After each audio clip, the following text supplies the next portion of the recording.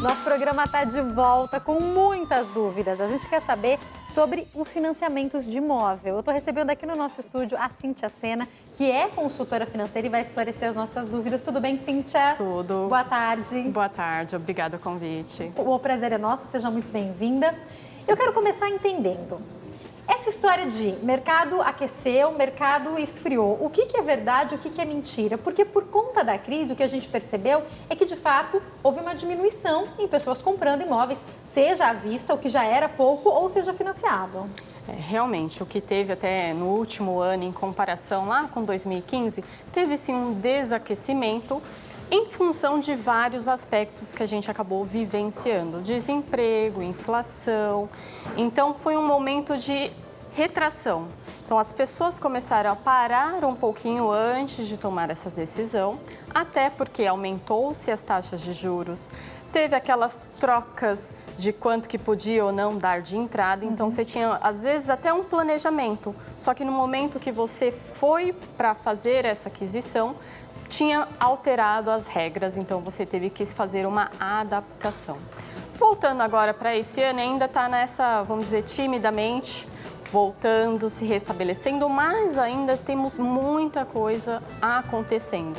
Principalmente agora o pessoal sacando aí o FGTS, então que era ou não uma alternativa para se fazer uso à aquisição da casa própria. Hoje, algumas pessoas já podem fazer essa utilização sem necessariamente fazer uma aquisição de imóvel. O que me chama a atenção, e eu já até estava falando com ela nos bastidores agora sobre isso, é que hoje, por exemplo, eu vi, aliás, tem faixas espalhadas para todos os cantos, para que você aproveite o recolhimento do FGTS que estava inativo para comprar tudo. Então, quem vende carro fala, aproveite o FGTS para comprar carro. Quem vende perfume fala, aproveite o FGTS para comprar perfume. Quem vende roupa, entrou na internet, está lá, aproveite o FGTS para comprar roupas. E hoje eu vi uma placa de imóvel, aproveite o recolhimento do FGTS nativo para dar a entrada na sua casa própria e faça o financiamento. Isso pode ser uma grande armadilha? Olha, tem que ser feito um planejamento. O que a gente sempre recomenda e orienta, que independente até do momento do país, é que ela olha a sua situação. Como que ela tem, se ela se planejou, se ela tem reservas, não vai ser simplesmente o FGTS o salvador para todas as situações. Ela tem que se restabelecer, tem que olhar o que ela tem. Ela já fez um planejamento antes? Ou vai só adquirir porque apareceu uma oferta, apareceu uma informação?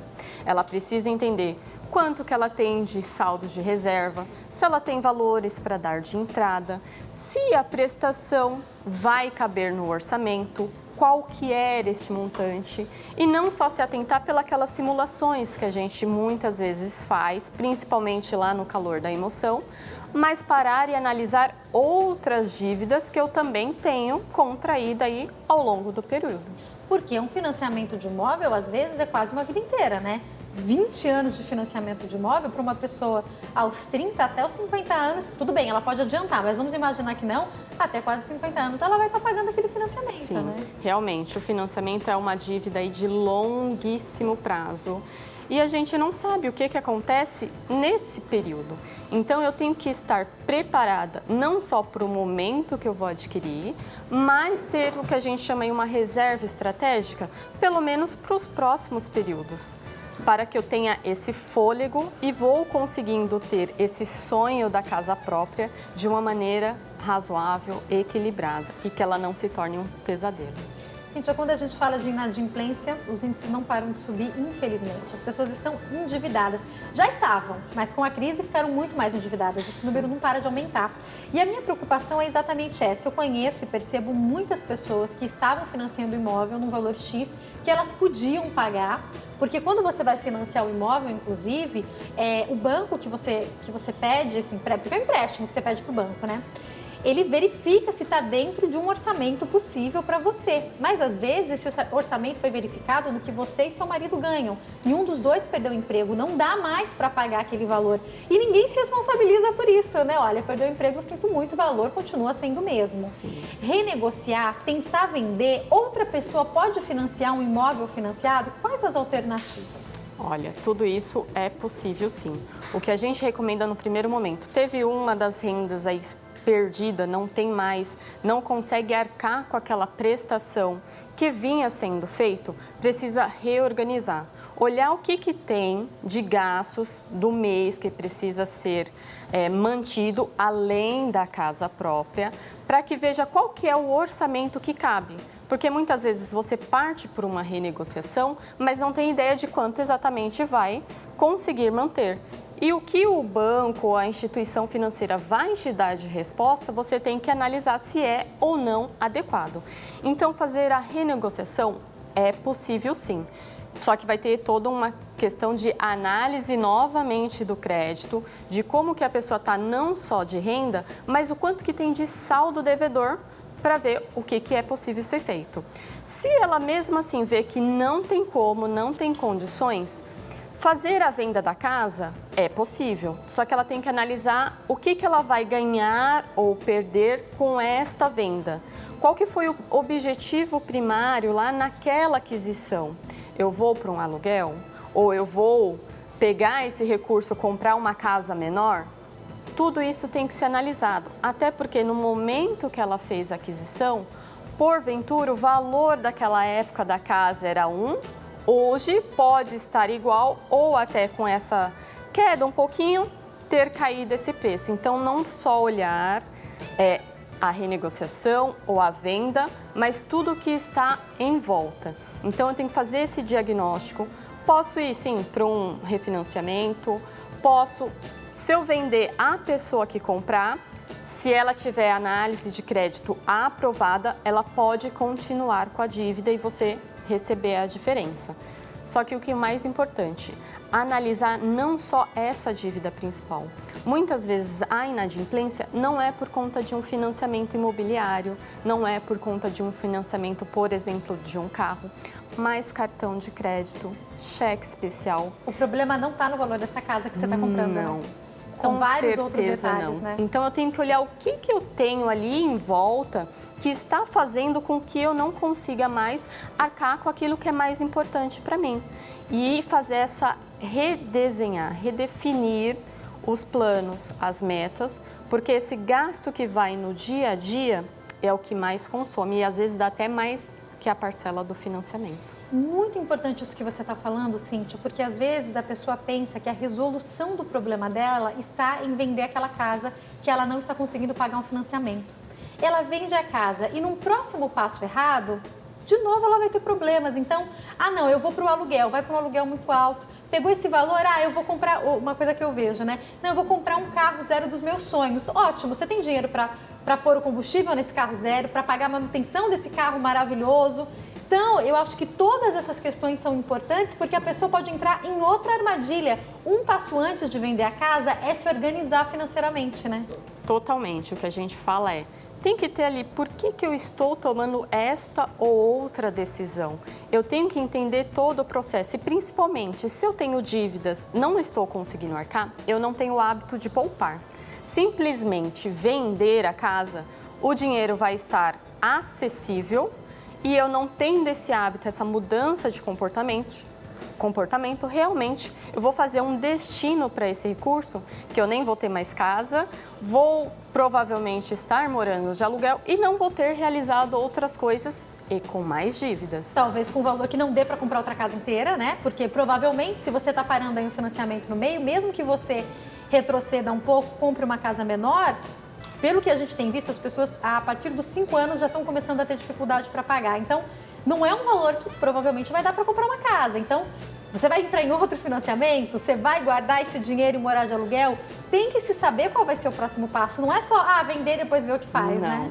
O que a gente recomenda para as famílias é que elas parem um momento, conversem, que muitas vezes o que falta é esse diálogo, é ouvir, porque muitas vezes a pessoa que está ali do seu lado tem uma outra opção, uma outra ideia e até sentar e pensar, o que eu quero? A gente quer continuar com a casa? Vamos. O que eu posso fazer de diferente para que essa casa continue e eu consiga redefinir os meus gastos? Só que não adianta também só reduzir gastos e não ter esse foco. Tanto da casa, mas não só a casa. O que a família quer enquanto também está vivendo? Até um lazer, né? Sim, não pode se esquecer. Eu tenho que ter esses objetivos. O que eu quero fazer para o próximo ano? Meu filho, meu esposo, É uma minha faculdade, esposa. é uma escola de inglês, quais são os próximos passos? Né? Então, ou acontece muito as pessoas querendo antecipar as parcelas para sair das dívidas e esquece dessa vida que precisa ser continuada, além do sonho da casa própria. Então, se eu vou fazer essa reorganização, eu tenho que saber quanto que é o meu padrão de vida, o que eu posso modificar, o quanto que realmente essa parcela está ou não conciliando dentro daquele meu orçamento, o que eu possa reduzir, diminuir e os próximos passos, começar a criar o hábito de mesmo com pouco, separar de tudo que eu recebo uma parte, para começar a criar essa reserva estratégica. Para no momento que se eu não tiver todo o saldo suficiente, eu consiga arcar com o meu próprio recurso. Se eu chego numa situação, não, vamos vender, vamos ter que, infelizmente, mudar a situação, ok, analise todo o cenário, o que vai ser feito com o recurso, se vai ser poupado, se simplesmente vão pegar para sair das dívidas, porque o valor que está financiado, não necessariamente quando eu faço a venda, eu fico com algum recurso. Pode ser que acabe não ficando. Até por conta de um saldo devedor que a pessoa tenha, alto, né? A gente pode imaginar, para quem está financiando, não para quem compra à vista, mas a gente pode imaginar que essa história de comprar, ganhar dinheiro comprando e vendendo imóvel, nesse momento não, né? Depende. Tem gente ainda que consegue ganhar dinheiro com isso? O que a gente fala é que todos os momentos são de oportunidades. Aquele que tem o hábito, sim, de separar, poupar, reservar, ele consegue fazer essa aquisição de forma planejada. E agora ele pode comprar mais barato, estruturada, por exemplo, né? Pode escolher.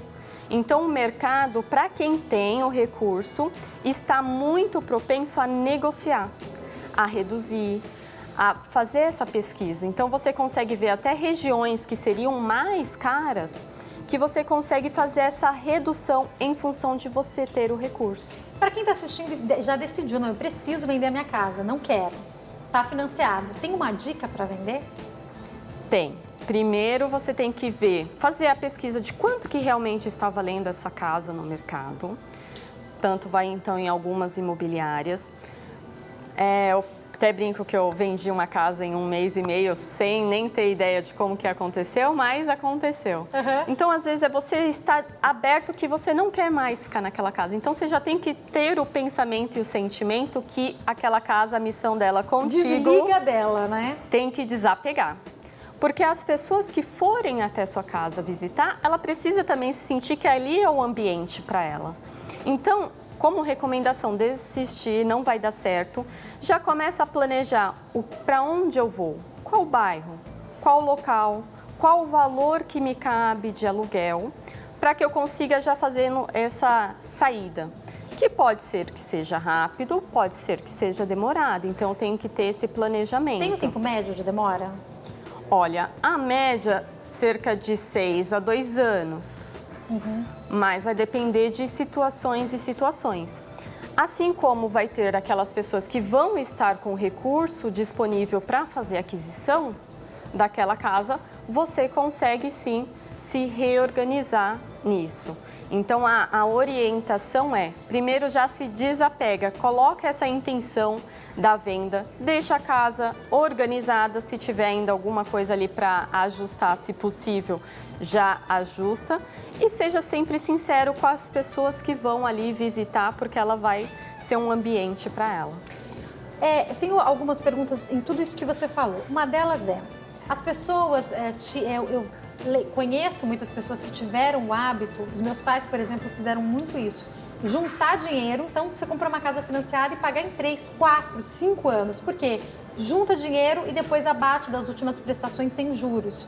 Hoje, no momento que a gente vive, compensa mais ir abatendo de tempos em tempos ou junta esse dinheiro num fundo bacana, no Tesouro Direto, em qualquer lugar assim, e deixa rolar esse dinheiro e depois Depois de 2, 3, 5 anos, aí sim você pega e tenta bater. O que compensa mais? Tem que ser feito conta para ver quanto que é esses juros? Quanto a gente está pagando? Olha, quanto educadora financeira, a gente tem como recomendação, de preferência, quando você toma a decisão de pegar um financiamento, um empréstimo imobiliário, você honrar este compromisso até o final.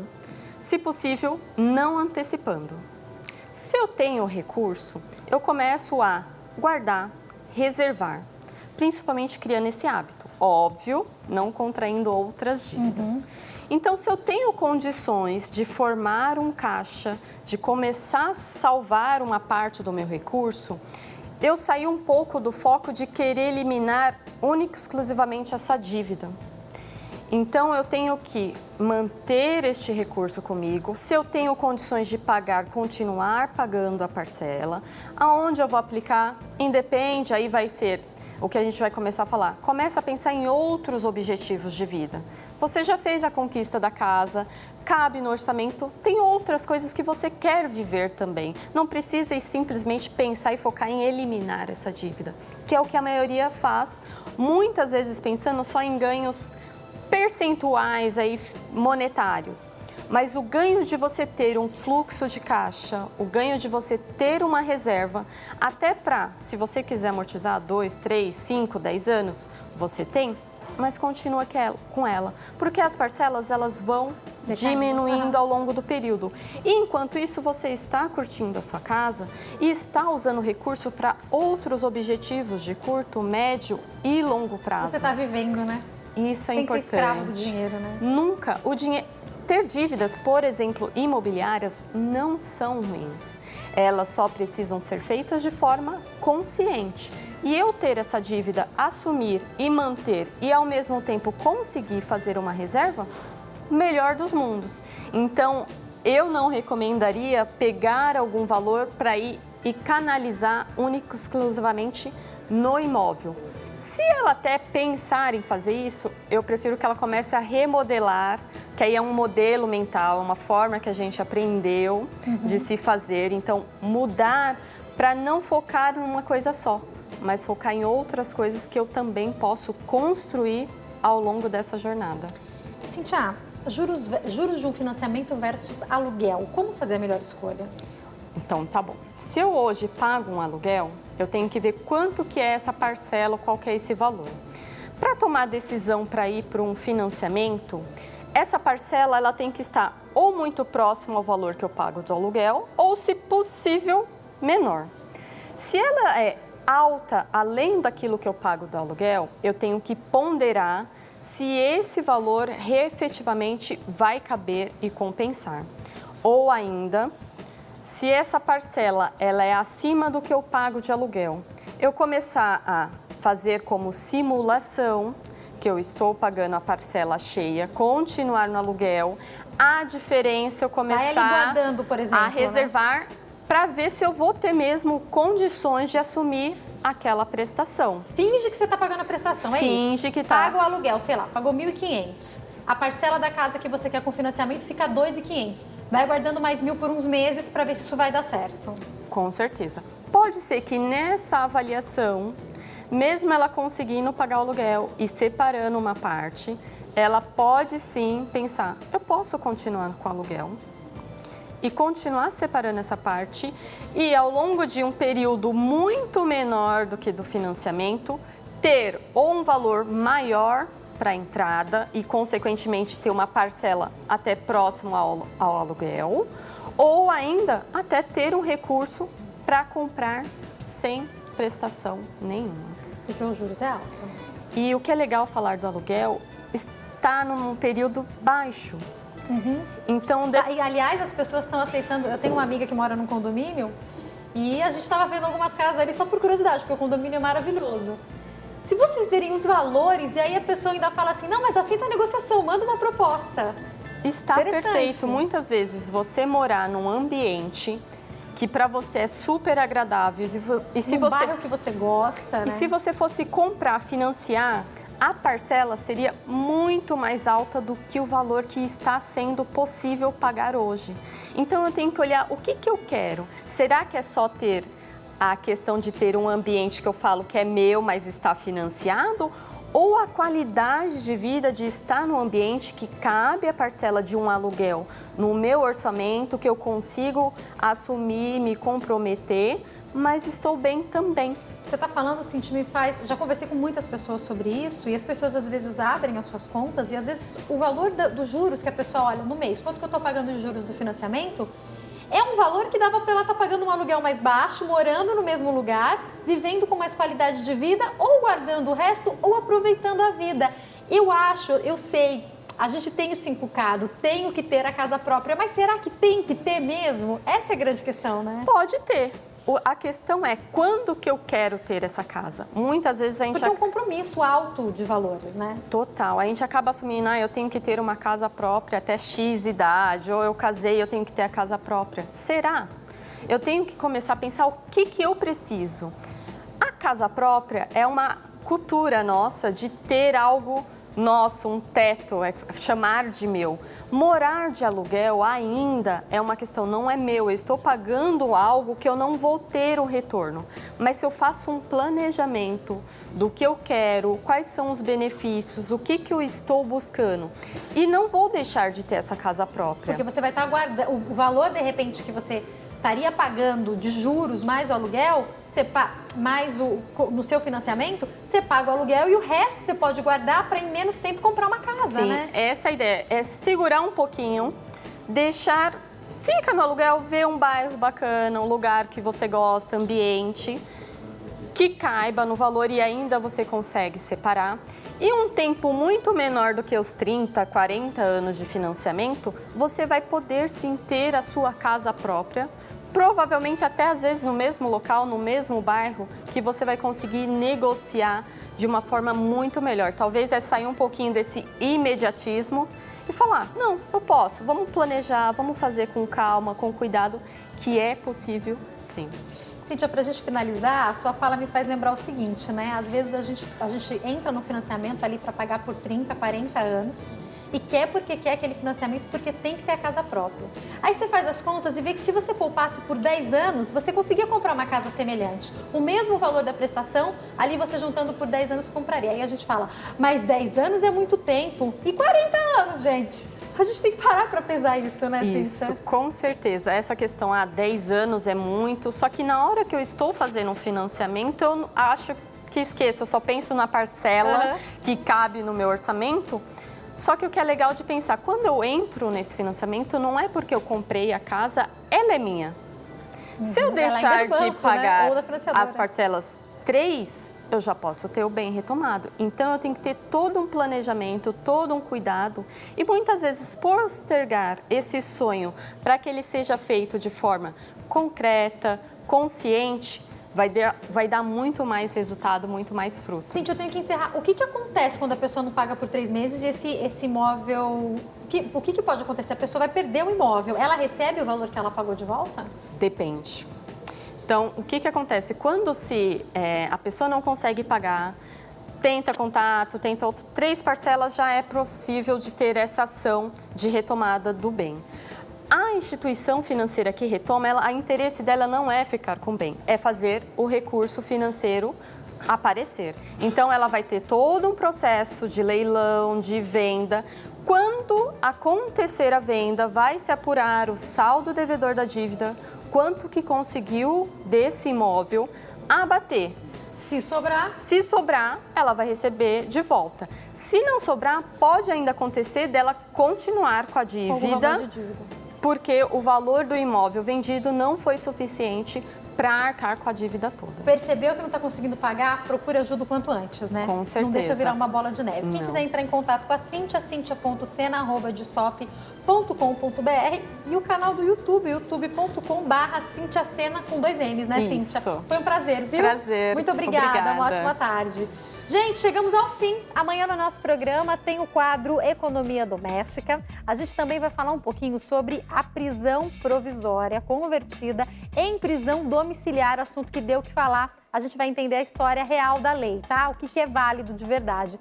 Tem ainda uma boa pergunta. Será que chocolate faz bem para a pele? Páscoa tá chegando, a gente vai descobrir, tá? Eu tô te esperando amanhã aqui no nosso programa. Uma ótima tarde, fica com Deus. Tchau!